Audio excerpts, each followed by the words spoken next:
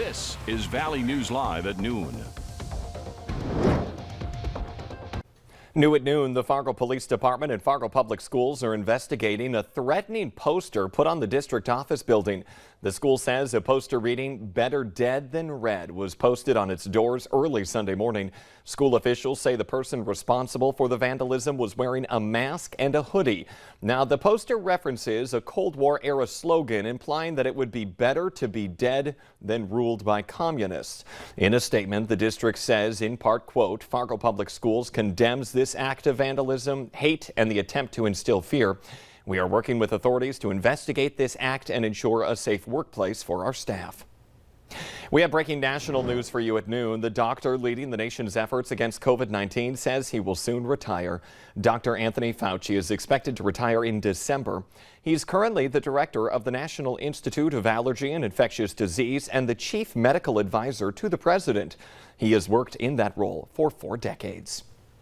Taking that live look outside right now. Doesn't look too bad, although the clouds are kind of moving in, graying things up just a bit. Lisa Green is in with what you need to know for this Monday forecast. For some kids, the final Monday before they head back to school, Lisa. Yeah, the days are numbered before we're going back to school here and maybe talking about recess and lunch hour here rather than just enjoying a nice middle part of your day. We're looking at temperatures that are actually pretty great for being outdoors here and enjoying this last Monday before school starts in Fargo and in Grand Forks here later this week. 78 degrees right now in Fargo. Grand Forks is at 81. It's 81 as well in Devil's Lake. A lot of places into the 70s. And you can see our clouds are kind of varying. Some places enjoying a lot of sun, other places seeing more cloud cover. And here's a look at our visible satellite picture.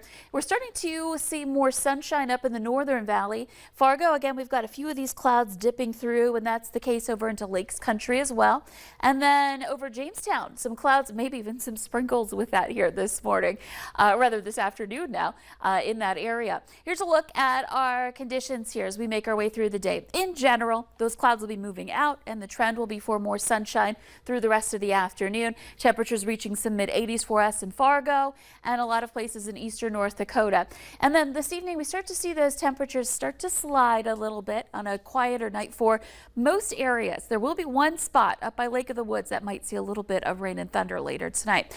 Looking ahead through the week this afternoon, looking pretty good for taking care of some yard work. Tuesday as well. It really is Tuesday night, later in the evening and into Wednesday where we've got a chance for some scattered rain and thunder that will be more widespread and affect more areas in the valley. So that's your one day where you might want to take a break from the yard work, but otherwise it's looking pretty good to get out there.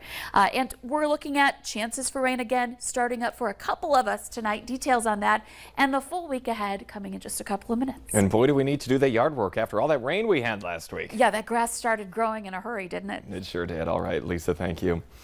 In other news today, one man is now under arrest after a police standoff in Grand Forks. Officers arrived in the 1600 block of 12th Avenue South and could hear screaming coming from the building.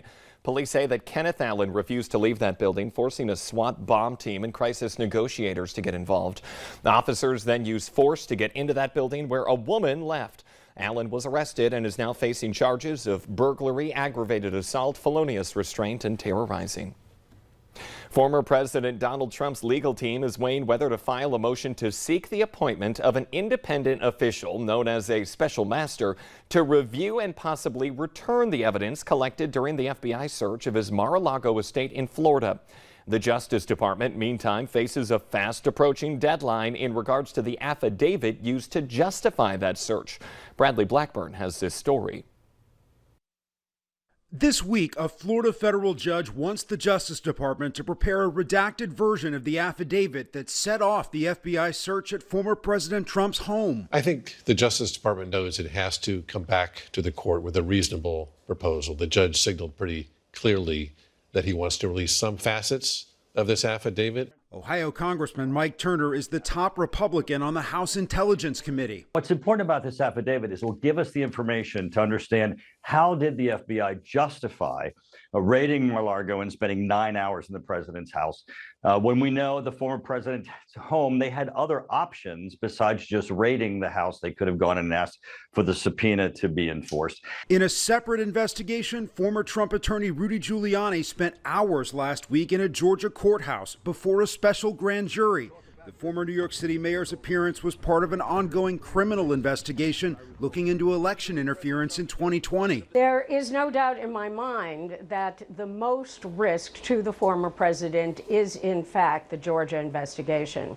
And one of the reasons I say that is because it has intensified in terms of the number of witnesses that the district attorney is calling before this special investigative grand jury. On Sunday, a federal appeals court agreed to temporarily put on hold a lower court's order requiring South Carolina Senator Lindsey Graham to testify before that Fulton County grand jury. A subpoena had ordered Graham to appear tomorrow.